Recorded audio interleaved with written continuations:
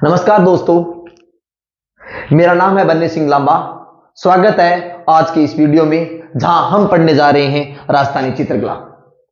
राजस्थानी चित्रकला के हम पार्ट 2 पढ़ चुके हैं। ये हमारे राजस्थानी चित्रकला का तीसरा पार्ट है, जिसमें हम राजस्थानी चित्रकला के मारवाड़ चित्रकला के तीसरे पार्ट में हम बीकानेर शैली के बारे में पढ़ेंगे। बीकानेर शैली के बारे में पढ़ेंगे। इससे पहले हमने मारवाड़ चित्रकला में पढ़ लिया, दूसरी वीडियो में आप जाकर देख लीजिए। इसमें जोधपुर शैली के बारे में पढ़ चुके हैं, हम जैसलमेर शैली के बारे में पढ़ चुके हैं और किशनगढ़ शैली के बारे में पढ़ चुके हैं। और इसी के क्रम में हम आज बीकानेर चित्रकला शैली के बारे में पढ़ेंगे। बीकानेर चित्रकला शैली का है ना प्रादुर्भाव, यानी बीकानेर चित्रकला शैली का प्रारंभ कौन सी शताब्दी में होता है? तो 16वीं शताब्दी के उत्तरार्ध में इसका प्रारंभ होता है। यहाँ के शासक थे राय सिंह। राय सिंह के शासन काल में बीकानेर चित्रकला शैली का प्रादुर्भाव होता है और इस चित्रकला शैली का सबसे प्रारंभिक चित्र था भागवत पुराण। इंपॉर्टेंट, ये भागवत पुराण इस चित्रकला शैली का सबसे प्रारंभिक चित्र था और ये राय सिंह के समय चित्रित किया गया था। इंपॉर्टेंट, एक बार ये प्रश्न पूछा गया भागवत पुराण का संबंध राजस्थान की किस चित्रकला शैली से है? तो आपका उत्तर क्या होना चाहिए? आपका उत्तर होना चाहिए बीकानेर चित्रकला शैली। इसी क्रम में हम आगे पढ़ते हैं। तो बीकानेर चित्रकला शैली को विकसित और पहचान दिलाने में दो परिवारों का महत्वपूर्ण योगदान रहा था, जिनमें एक था उस्ता परिवार और एक था मथेरना परिवार। उस्ता परिवार जो था वो कहां से आए थे? वो लाहौर से आए थे। ये चित्रकला शैली आई कहां से थी? ये बार ये प्रश्न पूछा गया। उस्ता कहां के थे? तो लाहौर से थे। ये लाहौर चित्रकला शैली, लाहौर से ये उस्ता कलाकार आए थे। बीकानेर में इनको प्रश्रय दिया गया था और इनके द्वारा जो कला विकसित की गई वो क्या कहलाई? उस्ता कला के नाम से कहलाई। और इस कला में मुगल शैली का प्रभाव दृष्टिगोचर होता है। दूसरी कला थी मथेरना कला, जो राजस्थानी और जैनी मिश्रित कला का मिश्रित रूप था। तो राजस्थानी और जैन से मिश्रित जो शैली थी वो मथेरना कहलाई। उस्ता कला जो थे, उस्ताद थे, वो किसके ऊपर चित्रकारी करते थे? वो ऊंट की खाल के ऊपर सोने की चित्रकारी। क्वेश्चन यहां से पूछते, उस्ता कला किस प्रकार की कलाकारी थी? तो आपको याद रख, ऊ से उस्ता, ऊ से ऊंट, ऊंट की खाल पर सोने की चित्रकारी उस्ता कला का संबंध है। जैसे सोनी परिवार हम पढ़ते हैं, उनका संबंध किससे था? कांच के ऊपर सोने की चित्रकारी। तो वो इसी प्रकार से उस्ता कला में ऊंट के ऊपर सोने की सूक्ष्म चित्रकारी क्या कहलाती है? उस्ता कला कहलाती है। याद करना। इसके बाद में मथेरना जो कला थी वो जैन मिश्रित राजस्थानी चित्रकला शैली से संबंधित थी और ये विशुद्ध रूप से जैनी संप्रदाय से जो जैनी जो ग्रंथ थे उनका प्रभाव इस चित्रकला शैली में देखने को मिलता है। राजस्थानी चित्रकला शैली में बीकानेर चित्रकला शैली का स्वर्ण युग किसके शासनकाल को कहा जाता है? क्योंकि सबसे ज्यादा प्रश्रय दिया था अनूप सिंह ने। अनूप सिंह न केवल एक शासक थे बल्कि विद्वान भी थे, एक कवि भी थे। इनके द्वारा खुद ग्रंथ भी रचे गए थे और इन्होंने अपने विद्वानों को, चित्रकारों को प्रश्रय दिया था। इसलिए इनके टाइम में बीकानेर चित्रकला का सबसे ज्यादा विकास हुआ था, चरमोत्कर्ष स्थिति से पहुंचा था और यह काल इनका क्या कहलाता है? स्वर्ण काल कहलाता है। यानी अनूप सिंह के काल को बीकानेरी चित्रकला शैली का स्वर्ण काल कहा जाता है। तो आप अच्छी तरह याद करना कि बीकानेरी चित्रकला शैली का स्वर्ण काल किसके टाइम को कहा जाता है? तो अनूप सिंह के शासन काल को बीकानेरी चित्रकला शैली का स्वर्ण काल कहा जाता है। अब बीकानेर चित्रकला शैली की प्रमुख विशेषताएं, ये अगली बात और आ रही है ना, बहुत इंपॉर्टेंट है। ये आरबीसी की किताब से मैंने ये प्रश्न निकाला है। उछलते हुए फुहारे, दरबार का मनोरम दृश्य और नारियल के पेड़ों की प्रधानता इस चित्रकला शैली की प्रमुख विशेषता है।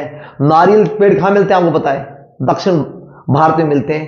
तो दक्षिण भारतीय शैली का प्रादुर्भाव राजस्थान की कौन सी चित्रकला शैली में देखने को मिलता है? तो आपका उत्तर होना चाहिए बीकानेर चित्रकला शैली, क्योंकि ये इंपॉर्टेंट है। उछलते हुए फव्वारे, दरबारों का दृश्य और नारियल वृक्षों की प्रधानता। तो क्वेश्चन यहीं से पूछ सकते हैं किस शैली में नारियल वृक्षों की प्रधानता है? तो आपका उत्तर आना चाहिए बीकानेर चित्रकला शैली में। राजस्थान की किस चित्रकला शैली में दक्षिणी शैली का प्रभाव दृष्टिगोचर होता है? तो आपको उत्तर आना चाहिए बीकानेर शैली में। क्यों? क्यों इसका उत्तर आना चाहिए? उछलते हुए फव्वारे, दरबार का मनोरम दृश्य और नारियल वृक्षों की प्रधानता के कारण इस शैली में दक्षिणी शैली का प्रभाव दृष्टिगोचर होता है। साथ में क्योंकि बीकानेर शासक जो थे ना, वो मुगल काल में दक्षिण अभियान के में ज्यादातर रहते थे, इसलिए वहां इनकी शैली में दक्षिणी शैली का प्रभाव पड़ा था। इस शैली की एक प्रमुख विशेषता और किसी शैली में नहीं है, इस शैली के चित्रकारों के नाम, पिता का नाम और संतों उल्लेख। राजस्थान की ऐसी कौन सी चित्रकला शैली है जिसमें नाम का, जिसमें पिता के नाम का, जिसमें संत यानी सन का उल्लेख होता है? वो चित्रकला शैली बीकानेर चित्रकला शैली है। और किसी भी शैली में इस प्रकार का प्रभाव दृष्टिगोचर, इस प्रकार का नाम देखने को आपको नहीं मिलते।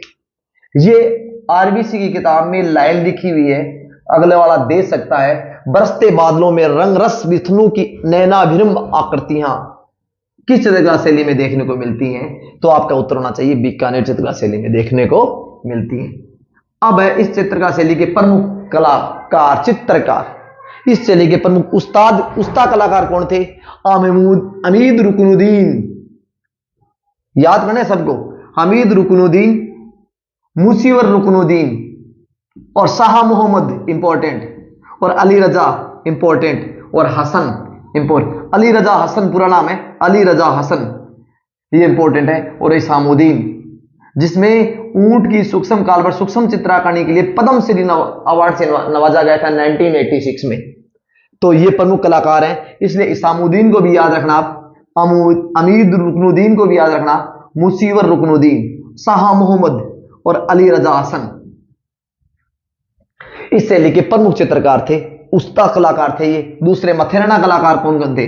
मुन्ना लाल, ये प्रश्न पूछा गया, मुन्ना लाल, मुकुंद चंदूलाल, जय किशन, रामलाल, राम किशन, शिवराम किस शैली से संबंधित है? तो आपको सभी नाम याद रखने, मुन्ना लाल और मुकुंद और चंदूलाल, जय किशन और राम किशन, इनका संबंध बीकानेरी चित्रकला शैली से है। ये नाम आपको कोई भी चित्रकला शैली में देखने को नहीं मिलेंगे, इसलिए आपको याद रखना मुन्ना लाल, मुकुंद और मुन्नालाल, मुकुंद, चुन्नालाल, जय किशन और राम किशन और शिवराम, ये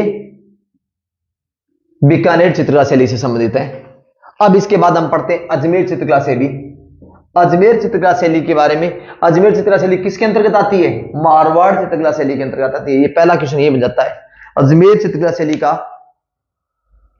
किस शैली की उप स्कूल है यानी उप शैली है? तो आपका उत्तर आना चाहिए ये मारवाड़ शैली की उप स्कूल है। ठीक है, इसके बाद में इस शैली का आप देखो जो विकास हुआ था इस चित्रकला शैली का, वो विनाय, ये शब्द आपको याद रखने, विनाय, सावर, मसूदा और जूनिया किस चित्रकला शैली के ठिकाने थे? तो आपका उत्तर आ जाना चाहिए अजमेर चित्रकला शैली। विनायक का सभी को पता है, सावर, मसूदा और जूनिया, ये नाम विनायक का तो सभी पता है अजमेर शैली के हैं, लेकिन सावर, मसूदा और जूनिया जाए तो ये ठिकाने किस शैली से संबंधित है? तो अजमेर चित्रकला शैली संबंधित है। और यहीं से ये शैली, इन ठिकानों की वजह से शैली विकसित और प्रफुल्लित हुई थी।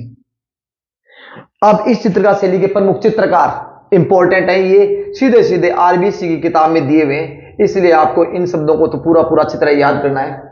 और जूनिया जो एक ठिकाना था, इसका चित्रकार था चांद। इसका चित्रकार कौन था? चांद, आपको याद करना है। जूनिया का चांद, सावर का तेयब और मसूदा का माधोजी और राम, मसूदा का माधोजी और राम। और अजमेर का था अल्लाह बख्श, उसना और साहिबा। और साहिबा महिला चित्रकार थी। तो याद रखना,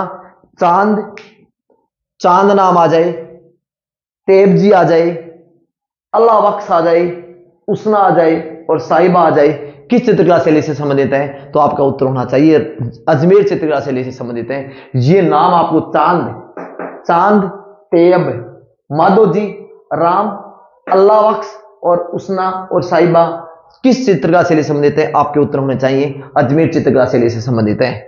इस शैली का एक प्रमुख चित्र था राजा पाबूजी का चित्र। किसके द्वारा बनाया गया था? चांद के द्वारा बनाया गया था। राजा पाबूजी का व्यक्ति चित्र किसने बनाया था? चांद ने बनाया था। तो राजा पाबूजी का व्यक्ति चित्र बनाया था चांद के द्वारा।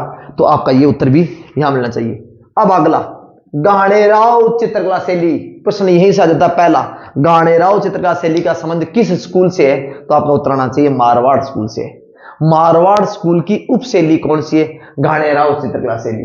और इस शैली के प्रमुख चित्रकार आपको याद करने हैं, ये इंपॉर्टेंट है इस शैली, क्योंकि ये छोटे आजकल बड़े प्रश्नों में फंसने के बजाय आरपीएससी और राजस्थान अधीनस्थ सेवा चयन बोर्ड थोड़ा छोटे लेवल के जो जिनको बहुत कम पढ़ा जाता है उनके ऊपर प्रश्न अटेम्प्ट कर लेती है, इसलिए आपका उत्तर होना चाहिए नारायण। नारायण घाणेराव, नारायण छज्जू और करपाराम, इनका संबंध घाणेराव चित्रकला शैली से है। यदि आप इस प्रकार से मेरे 3 आपको राजस्थानी चित्रकला की वीडियो पढ़ चुके हैं, एक वीडियो और आएगा इसके बाद में वो हाड़ौती चित्रकला शैली से, और एक वीडियो आएगा अपना ढूंढाड़ चित्रकला शैली से। इस प्रकार से मेरे लगभग 5 या 6 वीडियो आप राजस्थानी चित्रकला शैली के पढ़ोगे, अच्छी तरह उनको देखोगे, तो आपको अब तक आए विभिन्न प्रकार के प्रश्नों को भी आप हल कर लोगे, और भविष्य में होने वाले पीएससी और राजस्थान अधीनस्थ सेवा चयन बोर्ड की परीक्षा में भी राजस्थानी चित्रकला शैली के इससे बाहर प्रश्न आने की कोई गुंजाइश नहीं है। इसलिए आप 3-4 वीडियो को अच्छी तरह सुन लेना, और इसी क्रम में हमारी चित्रकला शैली चलती रहेगी। और इसके बाद राजस्थानी चित्रकला शैली के बाद हम राजस्थान की राज्य व्यवस्था के बारे में पढ़ेंगे, पॉलिटी। इसके बहुत घनिष्ठ प्रश्न आते हैं, लगभग हर परीक्षा में आपको 5 से 10 प्रश्न देखने को मिलते हैं, और मेरी अगली क्लास में ये 510 प्रश्न आपको बखूबी किसी भी एग्जाम में आप बेस्ट दे पाएंगे। सभी को आज मेरी लाइव क्लास में जुड़ने के लिए बहुत बहुत धन्यवाद। थैंक यू, धन्यवाद सभी को।